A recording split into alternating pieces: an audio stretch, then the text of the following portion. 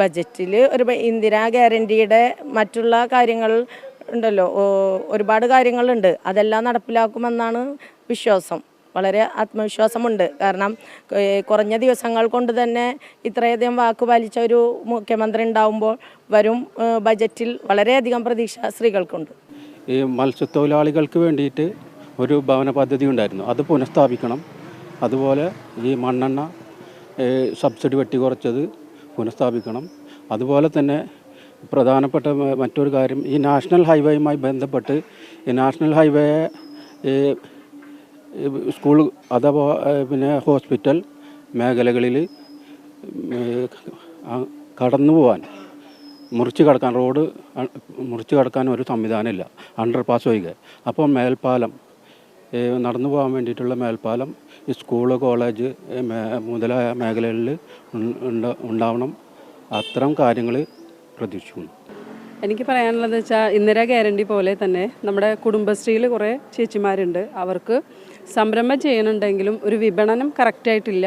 കുറേ കുടിൽ വ്യവസായം കാര്യങ്ങളൊക്കെ ഉണ്ട്, പക്ഷേ അവർക്കൊരു വിപണനം ശരിക്കും പോലെ ഇല്ലാത്തതുകൊണ്ട് അവർക്കൊരു വരുമാനം കറക്റ്റായിട്ട് കിട്ടുന്നില്ല. അപ്പോൾ ഈ ബഡ്ജറ്റിൽ അവർക്ക് കൃത്യമായ വരുമാനം, വിപണന കേന്ദ്രം ഉണ്ടാവണം, വരുമാനം ഉണ്ടാക്കണം, കൂടുതൽ സ്ത്രീകൾ ശാക്തീകരിക്കപ്പെടണം, ഒരു സമ്പാദ്യശീലം കൊണ്ടുവരണം എന്നൊക്കെയാണ് എനിക്ക് പറയാനുള്ളത്. പിന്നെ മാത്രമല്ല, കാരുണ്യ പദ്ധതി ഇപ്പോൾ ഗവൺമെൻറ് പുതിയ ഗവൺമെൻറ്റാണല്ലോ, നമ്മുടെ ഗവൺമെൻറ്റാണല്ലോ വന്നിട്ടുള്ളത്. അപ്പോൾ അത് വീണ്ടും കൊണ്ടുവരണം.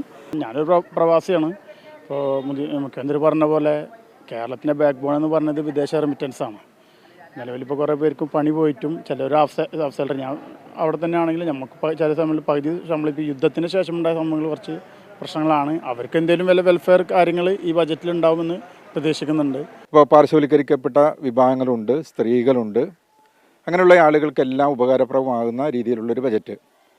സംസ്ഥാനത്തെ സർക്കാർ ജീവനക്കാർക്കും സാധാരണക്കാർക്കും സ്ത്രീകൾ ഉൾപ്പെടെയുള്ള ആളുകൾക്കും എല്ലാ തരത്തിലുള്ള വിദ്യാർത്ഥികൾ ഉൾപ്പെടെയുള്ള ആളുകളെ അവരെ വലിയ പ്രതീക്ഷയോട് കൂടിയിട്ടാണ് ഈ ബജറ്റിനെ കാണുന്നത്. വിലക്കയറ്റം പോലെയുള്ള കാര്യങ്ങൾ സാധാരണക്കാരെ വലിയ രീതിയിൽ ബാധിച്ചിരിക്കുന്നൊരു വിഷയമാണ്.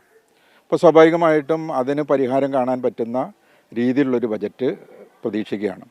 യുവജനങ്ങൾ ഉൾപ്പെടെ, അതല്ലെങ്കിൽ കേരളത്തിലെ ഓരോ മേഖലയിൽപ്പെട്ട ആളുകൾ, സർക്കാർ ജീവനക്കാർ ഉൾപ്പെടെ സാധാരണക്കാർ, എല്ലാ മേഖലയിലും ആളുകൾക്ക് നല്ല ഗുണകരമായ ഒരു ബജറ്റ് ആയിരിക്കണം എന്നാണ് നമ്മുടെ പ്രതീക്ഷ.